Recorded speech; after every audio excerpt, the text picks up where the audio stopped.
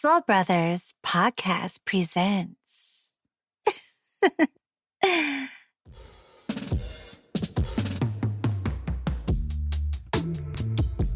Last episode, we talked about premium life, how basic quietly became an insult, how comfort, stability, and calm all slowly moved to the back of the paywall line.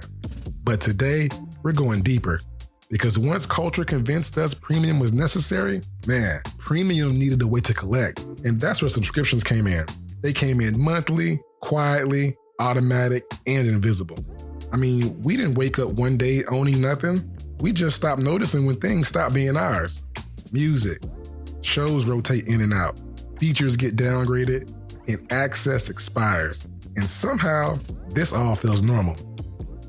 This is the Cost of Culture Podcast, and I'm your host, Christopher. And today, we are talking about subscription fatigue and why everything is rented, why canceling feels harder than signing up, and what it really costs to live on autopay. Let's get into the show.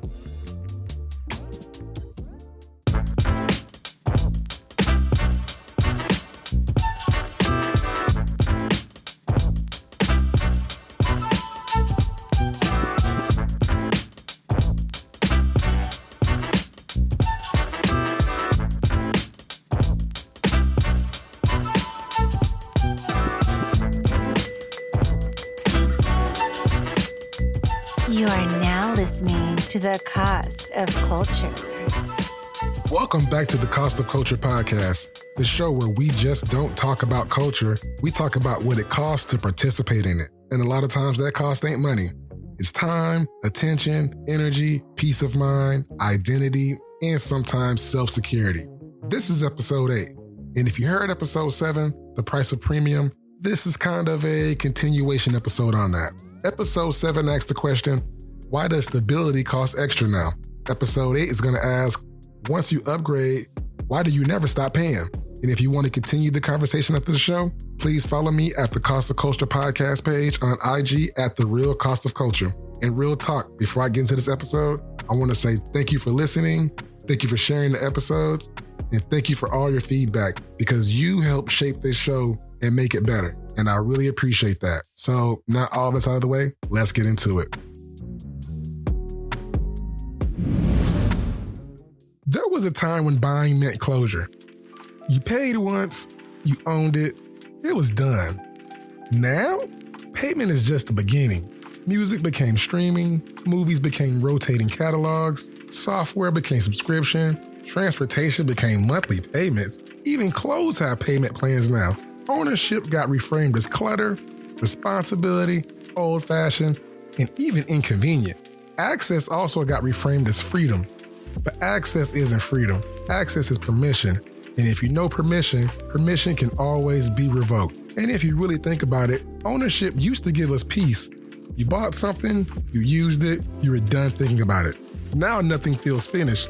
Everything renews, everything updates, everything charges again. And when nothing ever feels finished, your brain never really rests fully. Now I want to talk about the invisible math of subscriptions, because subscriptions are priced to disappear if you think about it. $6.99, $9.99, $12.99, even $19.99. Now individually, nothing, but stacked together, constant drain. And the danger is psychological, because you stop feeling spending, you stop noticing exits, you even stop auditing your money. Money doesn't leave in big moments anymore, it leaks. And leaks are way harder to see than floods. Because nobody signs up thinking, I want 15 subscriptions. They sign up thinking, this one helps, this one's small, and this one is definitely worth it. And slowly, your money stops feeling like something you direct, and it starts feeling like something that just moves without you. And why is it that for some people, canceling makes you feel emotional? Well, I can tell you why. Because canceling feels like a loss. And nobody wants to take an L, because that L reminds you of you lost your playlist, you lost your history, and you lost your progress. I mean, subscriptions don't sell products, they sell continuation. And humans are wired to protect their continuation, because sometimes canceling feels like losing a version of yourself. Like, for example, that gym app you canceled, you just lost the disciplined version of yourself. That productivity tool you use all the time, you just lost the focused version of yourself. And that streaming app you know that you continue to pay for, you just lost your emotional safe place. No more movies, no more anything. And that emotional layer is what makes subscriptions very sticky. And before we keep it going, quick word from the show. This episode is brought to you by Pair of Thieves. Because while everything in culture feels temp, what you wear every day shouldn't. Pair of Thieves makes premium feeling essentials like underwear, socks, and tees. Basics you live in every single day. No fake luxury, no subscriptions, and definitely no gimmicks.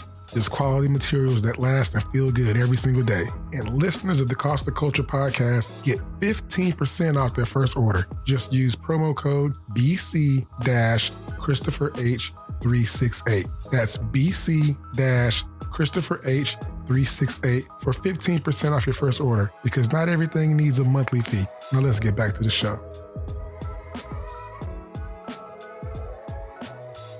Now, just for a moment, I want you to think about how much of your day is subscription-based. I'm gonna let that sit with you for a second. I'm talking your morning music, your workout apps, your meal delivery services, your meditation apps, your productivity, even your streaming entertainment. You don't build routines anymore, you assemble them. And I get it, assemble routines, they feel efficient, right? But efficiency isn't always stability. And if your structure depends on platforms, then your stability depends on companies. And that's a different kind of control. And as a people of the culture, you need to work on that.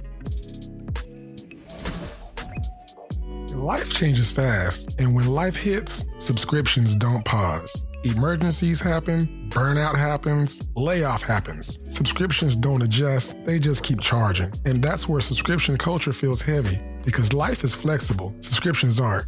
And sometimes the pressure isn't the price, it's the timing. And sometimes with that pressure, the real cost is your mental load, decision fatigue, background anxiety. You're always managing something, always planning to cancel later, and culture profits from later. I mean, mental load doesn't really feel like stress. It feels like being tired of, just being tired for no obvious reason. Like you're always maintaining life instead of living it.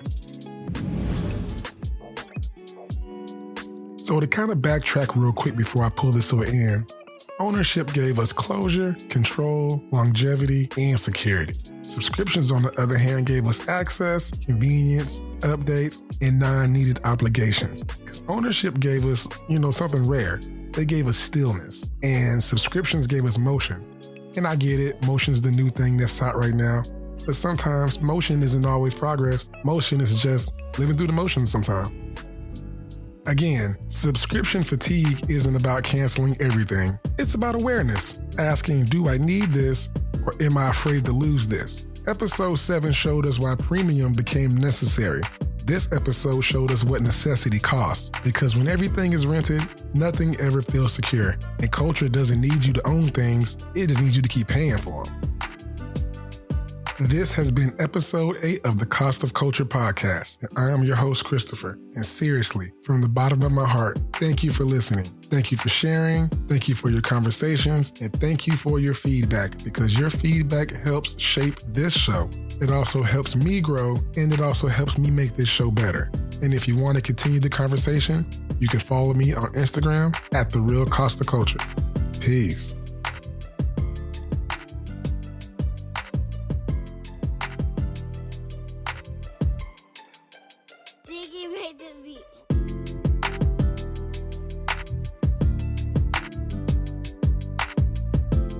Like, subscribe, and follow The Cost of Culture.